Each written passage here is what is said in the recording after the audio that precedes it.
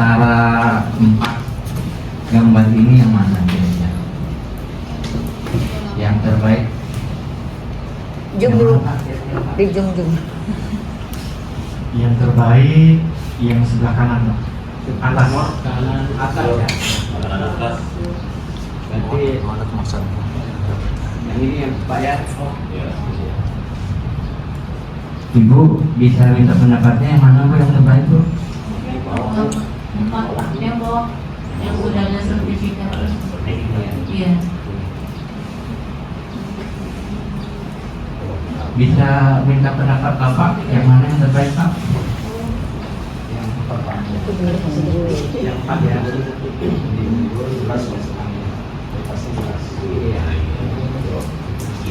Adakah pilihan lain? Karena judulnya memilih. Kalau ada pilihan saya yang milih yang sebelah sana, Pak. Namanya di mana? Siannya. Berasnya harus Pak, semuanya baik. Karena hanya untuk memilih aja kan. Jadi benar ya Bapak dan Ibu ya. Karena kalau memilih itu tanpa ilmu, kita akan rugi waktu, tenaga, pikiran, biaya dan khayalan atau impian. Ya, maaf ini, ada yang masih bujangan? Ada. Semua, Pak. Saya Pak. Semua bujang. Ada yang bujangan? Dan sertifikat itulah yang menjadi kepastian hukum. Nah, jadi kalau cari benih Bapak dan Ibu, carilah yang ada label sertifikatnya. Suatu saat nanti pasti Bapak dan Ibu akan menerima bantuan biasanya ya kan ya. Ada bantuan benih padi, jagung, kedelai. Apa yang harus Bapak Ibu perhatikan? Labelnya ada apa tidak? Kalau labelnya tidak ada, Bapak dan Ibu bisa menolak, tidak menerima. Kenapa? Karena tidak ada label sertifikatnya. Ya, bisa dipahami Bapak Ibu ya. Nah ini saya cerita sedikit. Karena di benih itu kita itu sering melakukan yang namanya persilangan. Ya. Persilangan bukan hanya tanaman padi, bukan hanya tanaman kedelai, ya, bukan hanya tanaman pangan, tapi juga tanaman hortikultura. Nah, hortikultura itu ada 4. Ada tanaman sayur-sayuran, ada tanaman buah-buahan, ada tanaman biofarmaka, ada tanaman hias. Nah, untuk hari ini sedikit kita berbagi ilmu bagaimana bisa menghasilkan benih varietas unggul. Sepintas Bapak dan Ibu, ini ada seorang mahasiswa, ada seorang siswa sedang latihan magang. Yang dia lakukan adalah mengambil benang sari, kemudian menempelkan benang sari itu di putik. Ini di tangannya dia mengambil benang sari untuk ditempelkan di putik. Nah ini putiknya. Kalau bahasa kita itu benang sari itu yang jantan, putik itu yang betina. Bapak dan Ibu lihat ini tanaman lay durian ya. Kalau lay itu bunganya merah, kalau durian bunganya berwarna kuning keputihan. Itu genetik. Bapak kemana aja kalau ketemu durian pasti akan berwarna kuning putih warna bunganya. Kebetulan itu ada namanya lay durian. Lay durian ini adalah persilangan alami antara durian dengan lay, tapi di alam mewarisi induknya bunganya berwarna pink. Kan tadi lay merah, durian kuning, terjadi persilangan menghasilkan buah-buahan, menghasilkan biji, maka ditanam menjadi lay durian mewarisi kedua induknya. Bunganya tidak lagi kuning, tidak lagi merah, tapi berwarna pink.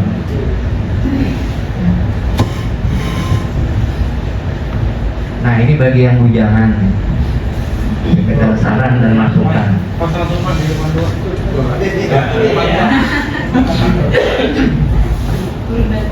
Ini maaf Bapak dan Ibu, ini hanya pengamatan. Nanti kalau ada penelitian boleh dipatahkan ya. Argumentasi kita ini boleh dipatahkan ketika Bapak dan Ibu sudah melakukan sebuah kajian atau penelitian. Betina itu yang memiliki rumah, Pak. Sedangkan benang sari itu yang jantan, sebuk sari itu yang jantan. Dia menghinggapi atau singgah atau menempel pada putik. Jadi putik itu yang betina Bapak dan Ibu ya.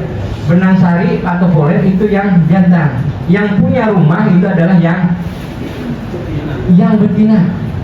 Maka genetik daripada hasil keturunan itu 60% itu diwarisi oleh ibunya.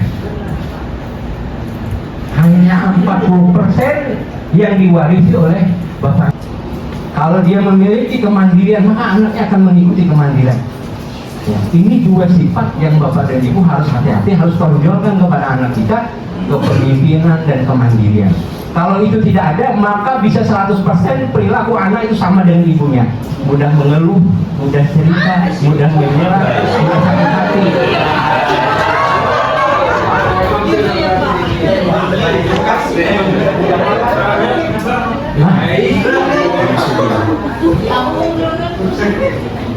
Keberhasilan usaha kami. Jadi kepastian itu akan didapatkan ketika benih yang digunakan itu adalah benih bagus atau benih unggul. Jadi kepastian kepada Ibu ya.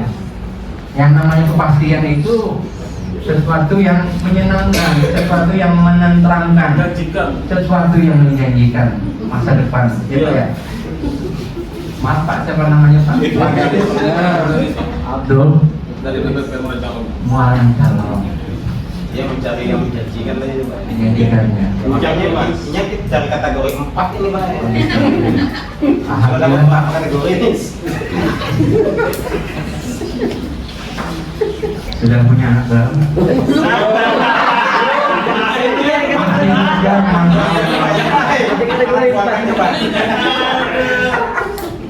Mudah-mudahan dapat jodoh yang boleh, yang kaya, yang boleh. Pasti jadi kata itu pada waktu faktanya minimal 3. Minimal. Sudah umur berapa? Ya kalau bicara umur Pak.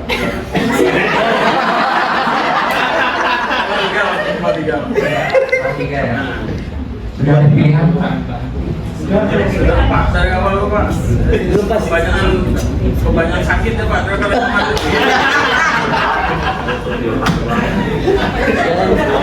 Berarti belum dapat 4 tadi itu dong dapat 1. Pengujian dan pengawasan serta memenuhi semua persyaratan untuk diedarkan, atau serangkaian pemeriksaan terhadap calon benih yang dimulai sejak pertanaman sampai dengan pengujian mutu benih di laboratorium.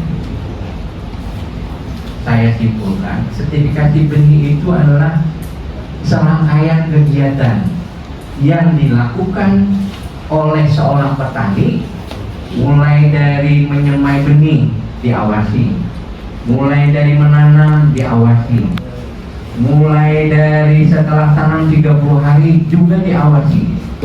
Pada saat primordia, benih gunting, benih berbunga juga diawasi.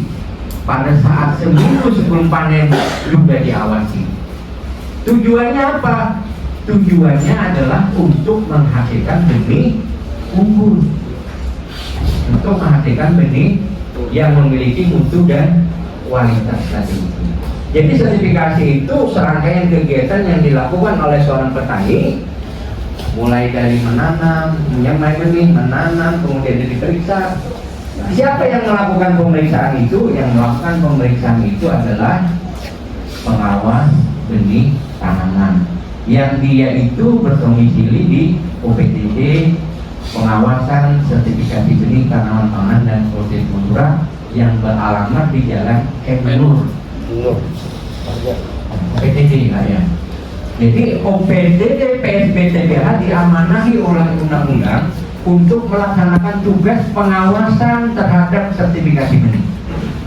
Jadi benih-benih yang unggul itu dihasilkan melalui sebuah proses sertifikasi. Dan sekarang untuk bantuan pemerintah tidak ada lagi benih yang dibantu oleh pemerintah tanpa melewati proses sertifikasi benih.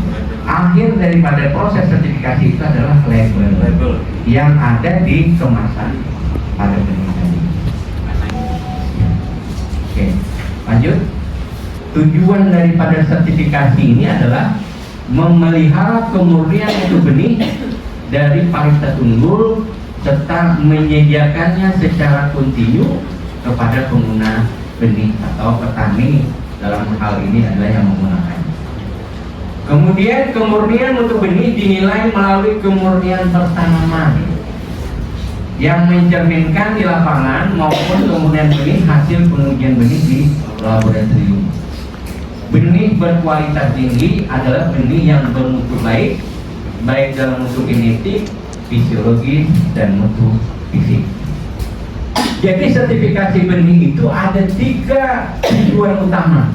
Bagaimana dia unggul secara genetik, unggul secara fisiologis, unggul secara fisik. Jadi benih yang dihasilkan melalui sebuah proses sertifikasi tadi itu adalah 3 kategori keunggulan yang dia dapatkan. Nah, unggul secara genetik itu maksudnya seperti apa? Ketika benih ditanam, dia unggul secara genetik, maka dia mirip persis seperti induknya. Genetiknya tidak menyimpang. Ya. Jadi kalau bapak dan ibu punya anak 6 misalnya di rumah itu, bapak ibu liatin, perhatikan, ada nggak yang beda dengan bapak atau dengan ibu? Kalau beda berarti anak tetangga.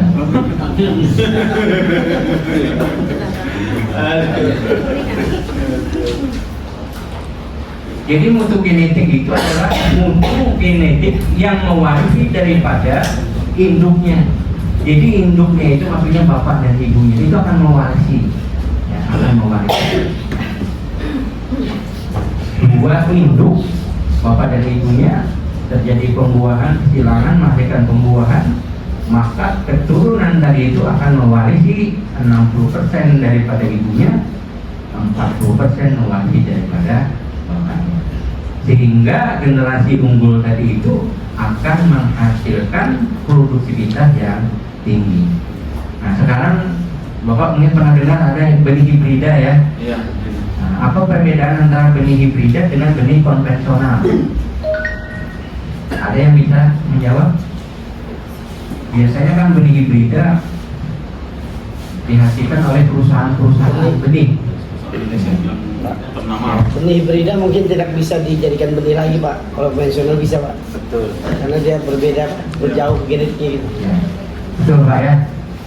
Benih hibrida itu dia hanya keturunan F1 sekali ditanam. Setelah itu dia tidak bisa lagi dijadikan benih. Kenapa? Karena dia akan mewarisi induknya yang menyimpang. Jadi hibrida itu misalnya padi hibrida, kalau ditanam pada saat sekali tanam dia produktivitasnya tinggi, bisa sampai 12 ton per hektar. Tapi ketika benih itu digunakan lagi, maka bisa turun jadi 2 ton per hektar. Kenapa bisa terjadi seperti itu? Karena yang namanya hibrid itu persilangan. Jadi untuk menghasilkan keturunan pertama dia harus dikawinkan. Sedangkan keturunan kedua tidak lagi disilangkan, tidak lagi dikawinkan, maka dia akan mengalami kemunduran genetik. Dan ibu nanti untuk bisa memotivasi di wilayah WKPP bapak itu munculkan 1 orang penangkap benih. Maka ketika ada 1 penangkap benih di wilayah itu, bapak dan ibu nggak susah-susah lagi untuk cari benih. Karena kan kita yakin dari benih unggul tadi akan menjadikan kepastian. Sedangkan di masyarakat pedalaman itu bapak dan ibu, saya tanya, Pak, ini benih apa? Nggak tahu. Sudah berapa kali tanam? Sudah nggak kehitungan, mungkin ratusan kali. Terus panennya bagaimana? Ini hasilnya berapa? Dihitung karung. Kalau dihitung ton itu cuma 1,5 ton, luasan 1 hektar. Bayangkan bapak dan ibu, 1 hektar cuma dapat 1 ton. Tanpa perlakuan, Pak. Tanpa perlakuan. Nah, kalau seandainya menggunakan benih unggul, ya, menggunakan benih unggul bapak dan ibu ya, itu dirawat, dipelihara, ya, dipupuk, disemprot atau dikendalikan hawa dan penyakitnya, maka bisa mencapai 4,5 ton. 3 sampai 5. 3 sampai 5. Kalau kita dari 1 tahun setengah tadi udah naiknya sudah 100 kali lipat. Sekarang dikalkulasikan dengan harga beras saat ini berapa? 15.000. 20.000 rata-rata. Berapa? 15.000. 15.000. Ya, 15.000 kalikan 1 tahun setengah berapa? Banyak duitnya. Banyak duitnya. Uang uang semua. Daripada sakit itu kan banyak. Kalau Bapak dan Ibu bisa memotivasi kepada petani-petani kita, berapa keuntungan yang didapatkan petani itu sedekah Bapak bagi petani. Amin. Sama dengan Bapak ngasih uang ke petani tadi itu, yang tadinya 1 ton setengah naik sampai 5 ton. Berarti secara hakikat, maaf nih bukan ngasih uang maksudnya, tapi secara hakikat rezekinya petani itu menjadi meningkat lantaran Bapak dan Ibu yang memberikan motivasi semangat. Ya. Jangan payah. Tapi kalau Bapak dan Ibu tidak peduli dengan benih, petaninya nanam benih itu aja. Sudah nanam padi, benihnya itu saja diserang sama penyakit lagi. Iya. Sudah diserang hama dan penyakit, dia tidak mampu bertahan karena gulma dan lain sebagainya banyak mengganggu. Ya. Akhirnya ada yang gagal panen. Ketika gagal panen kan kasihan petani-petani kita itu, mau menangis, mau mengadu ke siapa? Ya. Jadi kalau kita lihat Bapak dan Ibu petani-petani kita yang ada di pedalamannya, ya. Artinya dia baru dari pemulihan. Kemudian ditanam di balai benih, biasanya ditanam, maka dia menghasilkan kelas benih yang label putih atau benih dasar. Turun labelnya, yang tadi kuning menjadi putih.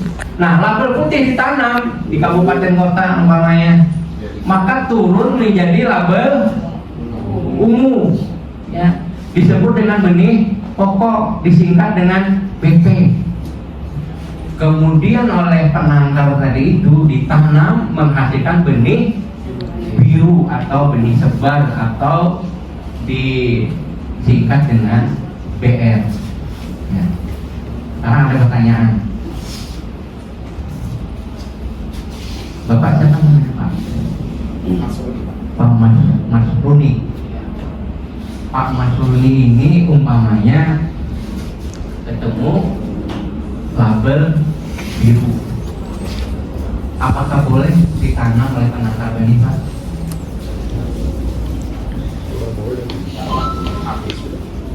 Gak boleh Pak ya? Untuk disebarkan lagi maksudnya Pak? Ya, maksudnya untuk ditanam lagi untuk penangkar benih boleh Pak? Boleh Pak.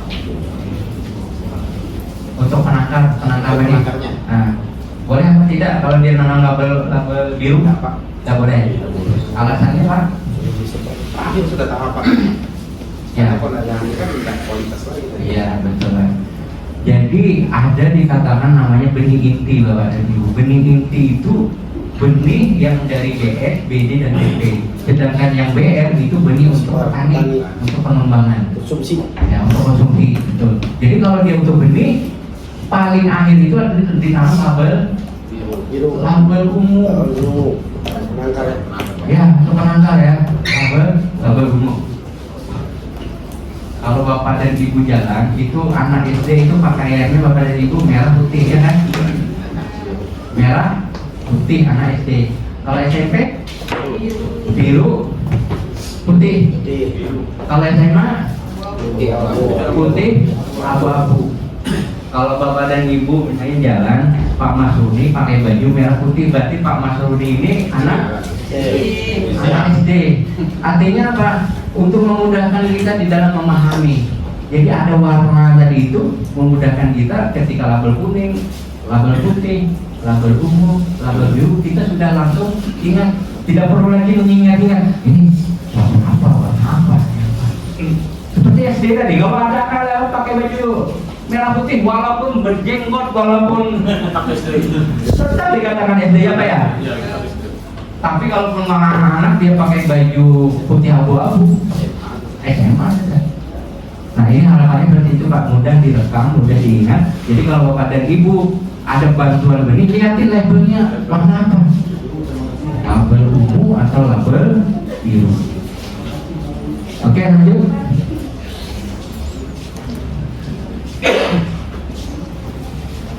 tiga tadi benih sumber Bapak dan Ibu ya. Yang keempat lahan, harus punya lahan Bapak dan Ibu. Lahannya itu bisa pinjam, tapi dengan kesepakatan kepada pemilik lahan.